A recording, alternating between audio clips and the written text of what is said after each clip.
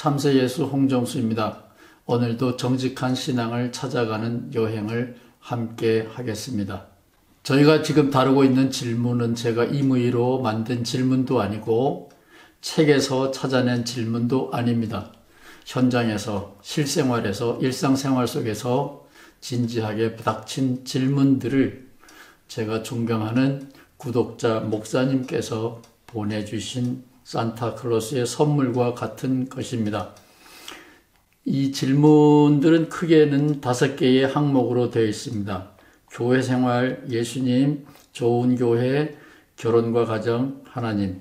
이외에도 얼마든지 질문이 있을 것으로 생각이 됩니다. 질문을 주시면 고맙겠습니다. 교회 생활에 대한 질문은 이미 다 다루었습니다. 지금 우리는 2번째 항목, 예수님에 대한 질문을 다루고 있는데요. 오늘은 예수님에 대한 질문, 본격적인 질문에 해당된다고 보시면 되겠습니다.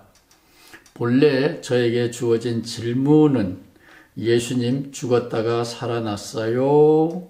이런 질문인데 이것은 지난번에 질문을 바꾸었듯이 예수 믿으면 고난을 받나요? 그것은 예수님하고 상관없이 하나님 믿는데 왜 고난을 계속 받나요? 이렇게 질문을 바꾸었지요.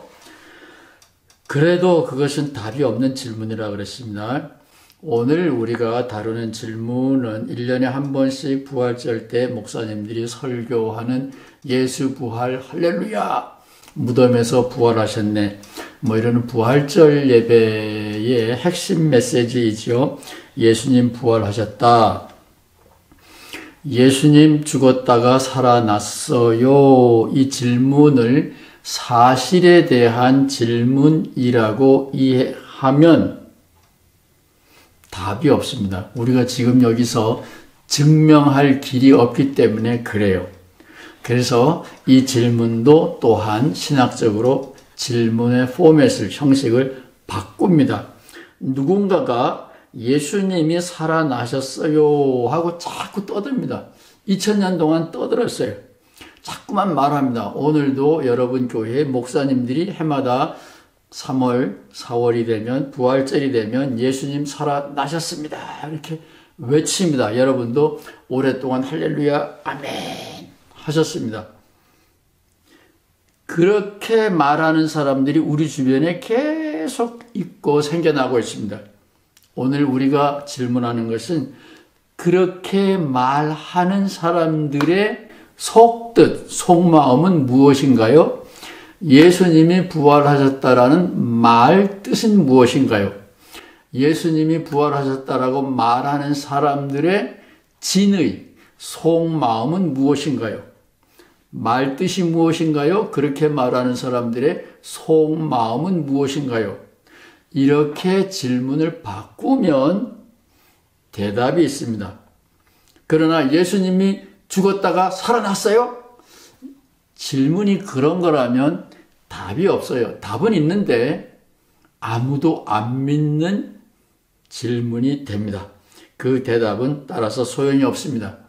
앞으로 우리가 다룰 질문은 예수님이 십자가에 달려 돌아가셨기 때문에 우리도 교회에서, 세상에서, 가정에서 계속 십자가를 지고 고난을 받아야 되느냐? 예수님의 십자가를 따른다라는 것은 우리가 온갖 순환을 다 참아내라는 말인가? 다음 시간에는 이런 거를 다룰 텐데 오늘은 예수님이 부활하셨다라는 말 뜻을 다루는 예비 수업 시간입니다. 예습 강의입니다. 혼돈이 없기를 바랍니다. 다음 강의를 들을 사람은 오늘 강의를 꼭 들으셔야 됩니다. 예수님이 부활하셨다라는 말 뜻은 이게 제가 LA는 저에게 고향과 같은 곳입니다. 한 곳에서 제일 오래 산 곳이 저에게는 LA입니다. 로스앤젤레스입니다. 한인타운 한가운데 이런 공동묘지가 있습니다. 이 공동묘지에서 여기 이제 예수님 무덤이라고 보고 이 무덤의 주인공이 부활하셨나? 무덤을 열어 제끼고 예수님이 여기에서 일어났는가? 예수님이 부활하셨다라는 말이 공동묘지에서 일어난 사건을 말하는가? 아니 옳시다. 일단은 공동묘지에서 일어난 사건은 아니다. 여러분이 타임머신을 타고 부활 현장에 갔더라면 비디오 카메라로 찍을 수 있는, 여러분의 핸드폰으로 찍을 수 있는 그런 사건이냐? 아니다. 이거를 확실하게 아셔야 기독교 참 신앙인이 될 수 있습니다. 예습을 하는 이유는 바로 오늘입니다. 오늘 굉장히 중요한, 저에게는 굉장히 중요한 좋은 뉴스가 나왔습니다. 이재명 영장 기각, 검찰은 반대입니다. 법원에서 이재명 씨 영장을 기각했습니다.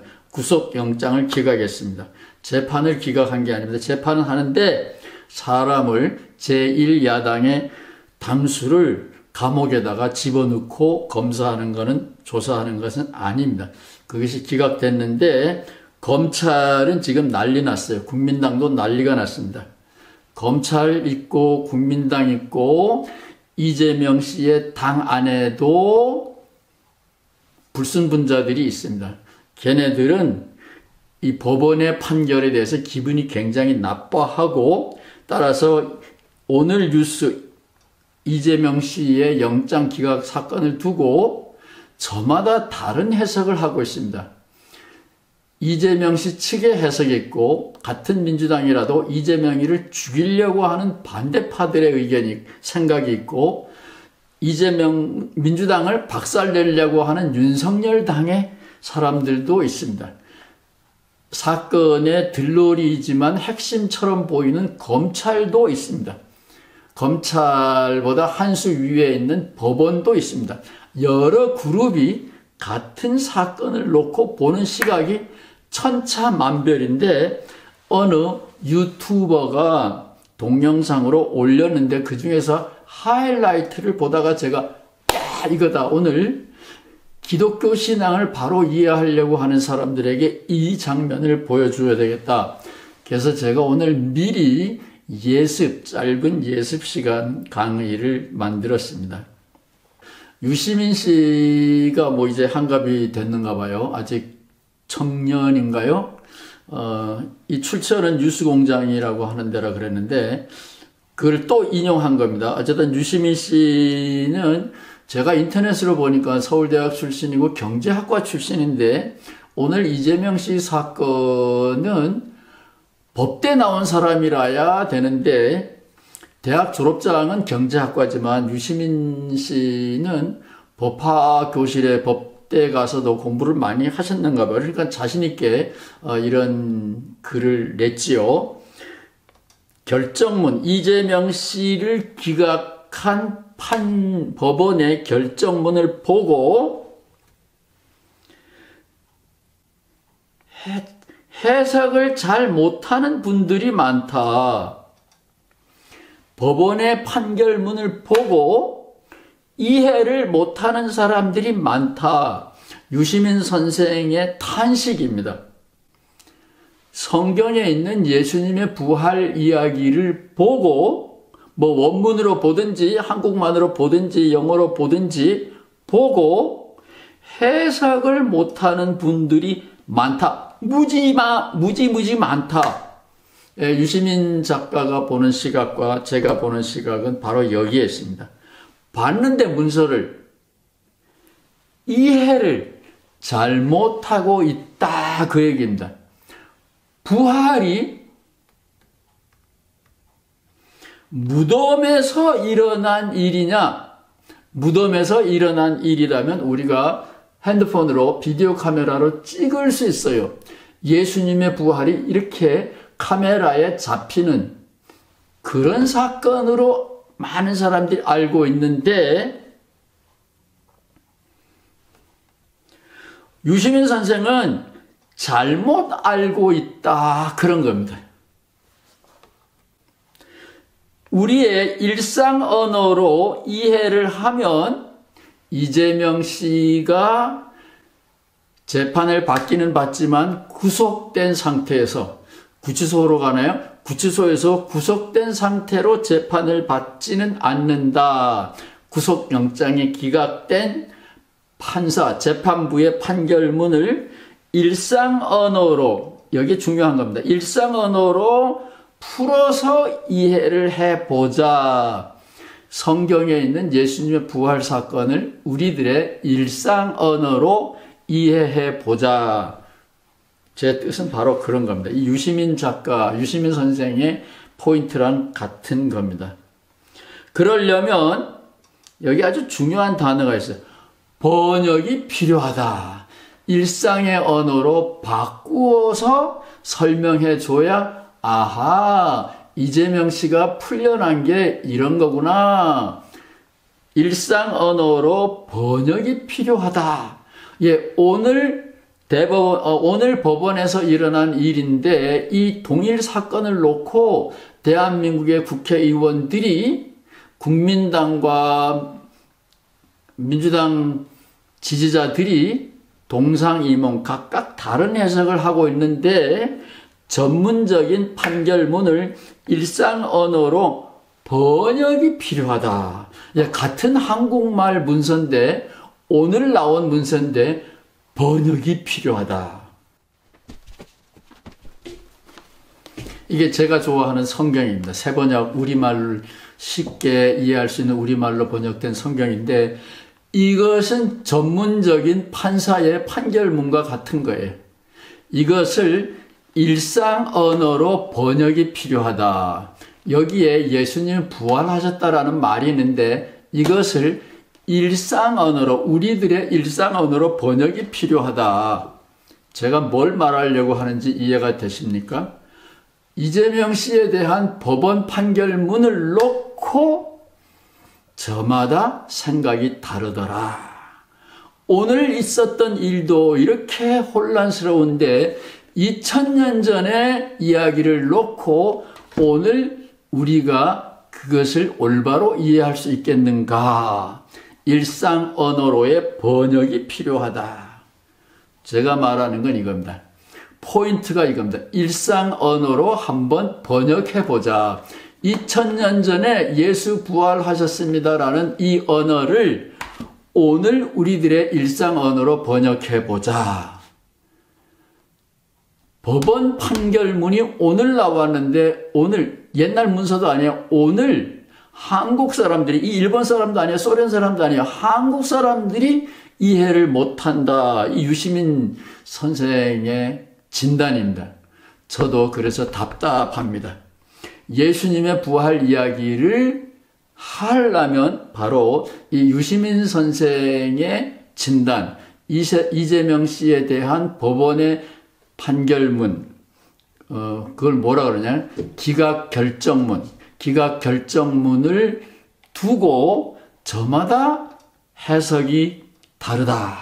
이것을 꼭 기억하셔야 돼요. 그래야 예수님의 부활 이야기를 들을 수 있습니다. 여러분 교회의 목사님들이 지난 부활절에 무슨 설교를 하셨는지 모르겠는데 앞으로 제 강의를 들은 목사님들 혹은 들은 평신도들은 다음 몇 가지를 명심하셔야 됩니다. 예수님의 부활에 대한 질문을 답하려면 신학교 나온 거 가지고 안 돼요. 성경 원어를 안다라는 거 가지고 안 돼요. 다음과 같은 4가지 자격을 갖춘 사람만이 성경에 있는 예수님의 부활 이야기를 논할 수 있습니다. 첫 번째, 예수님이 십자가에 달려 돌아가셨기 때문에 부활이 필요한 거잖아요. 안 돌아가셨으면 부활은 안 필요한 겁니다. 부활의 전제 조건이 되는 십자가를 요한복음과 공간복음서, 마태, 마가, 누가를 공간복음서라고 그래요. 시각이 같아. 그래서 사실은 똑같은 건 아닙니다. 요한복음과 공간복음서에 있는 예수님의 십자가 사건 이해가 질적으로 다르다. 이것을 주목하고 있는 목사님, 신학자라야 예수님 부활 이야기를 할 수 있어요. 이게 자격 1번입니다. 2번, 마태복음에서 말하는 부활. 마태복음은 예수님이 십자가에 달려 돌아가셨을 때 이미 무덤 문이 열리고 부활이 일어납니다. 예수님보다 먼저 무덤 문이 열렸다가 마태복음이에요. 마태복음은 유대인들, 이스라엘 사람들이 많이 있었다 그랬어요. 예수님이 십자가에 달려 돌아가시는 그 순간에 무덤 문이 열렸다. 이거 굉장히 중요한 사건인데 여러분은 부활절 설교에서는 한 번도 못 들어보셨을 거예요.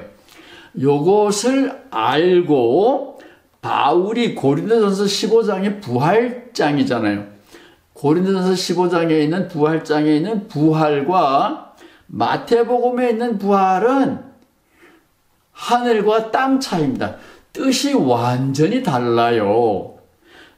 예수님도 모세가 부활하셨다 이렇게 말했는데 요거 또 달라요. 부활 그러는데 이재명 씨 구속영장이 기각됐다라는 결정문을 보고 3개, 4개 파가 각각 동상이몽으로 다른 해석을 하듯이 마태복음의 부활과 바울 고린도전서 15장의 부활과 예수님이 모세가 이미 부활했다 그랬을 때 부활은 다 달라요. 글자는 똑같아요. 원문으로도 똑같아. 다 달라요. 자, 요것을 알고 있는 사람이라야 예수님의 부활 이야기를 할 수 있어요. 이게 2번째 조건입니다. 3번째 조건. 제가 신학교 처음 다녔을 때는 없었던 새로운 연구가 발표됐습니다. 십자가와 부활 이야기가 쑥 빠져있는, 부처님이 어떻게 돌아가셨으며 부처님이 어떻게 지금도 살아계신지 그 이야기가 없는 부처님도 우리의 극락왕생을 보장해주는 법의 실체다. 예를 들면 불교 용어로 말하면 그렇게 말할 수 있을 텐데 부처님의 공로는 부처님의 생애 끝, 부처님의 사후세계에 대한 이야기가 없이도 부처님은 부처님의 역할을 다 합니다. 그런 것처럼 최근에 발견된 연구에 의하면 예수님의 십자가 필요 없어, 부활 이야기 없어도 돼. 예수님이 삶 속에서 보여준 예수님의 가르침 그대로 우리가 따라 살면 구원받아. 이렇게 생각하는 공동체가 초기 기독교 안에 있었고 그 공동체 중에 하나가, 제가 아직 인도를 못 가봤는데 인도 가면 방문해 볼라 그래요. 도마의 후예들이 세운 기독교가 인도에는 아직도 있답니다. 도마의 교회는 예수님의 십자가와 부활 이야기가 우리들의 이야기와는 완전히 다릅니다. 그런 의미에서 십자가와 부활 없이 예수님이 진리의 스승이다, 예수님이 가르쳐준 진리대로 살면 구원받는다, 이런 도마의 공동체가 인도에는 있답니다. 그 도마 공동체의 도마 복음이 최근에 발견이 됐지요. 마지막으로 다니엘서에, 우리가 가지고 있는 성경은 다니엘서가 처음으로 무덤문이 열리는 부활 이야기를 하고 있는데 다니엘서가 부활 이야기를 왜 끄집어내는지 그 맥락, 말은 맥락에 따라서 의미가 달라요. 지금 4시다. 제가 누구 보고 4시라 그러는지, 제가 말을 할 때의 상황, 말을 듣는 자의 상황에 따라서 4시다. 그것이 시계의 4시를 의미할 수도 있고, 조금만 참아 1시간만 일 더 하면 갈 거야, 이제 쉬는 시간이 다가온다라는 말이 될 수도 있고, 일을 시키는 사장님 입장에 보면은 일을 빨리 시켜야 돼. 얘네들 1시간만 있으면 다 도망가. 지금 몰아붙여야 돼. 뜻이 전혀 다를 수도 있고, 우산 가지고 임을 만나러 나가야 될 시간이야. 4시부터 비 온다 그랬어. 똑같은 예시지만 의미가 다 달라요. 그것은 맥락에 따라서 다릅니다. 맥락은 말하는 사람과 듣는 사람을 연결해주는 맥락, 상황을 의미합니다. 이 네 가지를 다 알고 있는 목사님, 신학자가 아니면 성경을 원문으로 줄줄줄 애운다고 할지라도 예수님의 부활이라는 말의 뜻을 이해할 수 없습니다. 이거는 무진장 중요한 거니까요. 여러분 여러 번 들으셔가지고 애우시기를 바랍니다. 오늘은 이재명 선생 사건이 있었기 때문에 유시민 선생이 그 사건에 대해서 일어난 혼란을 보고 굉장히 멋진 간단한 단도직입적인 말씀을 해주셨기 때문에 그 말에 힌트를 얻어서 제가 이렇게 예습, 미리 여러분과 함께 다음 강의를 위한 예습 공부 영상을 찍었습니다. 감사합니다.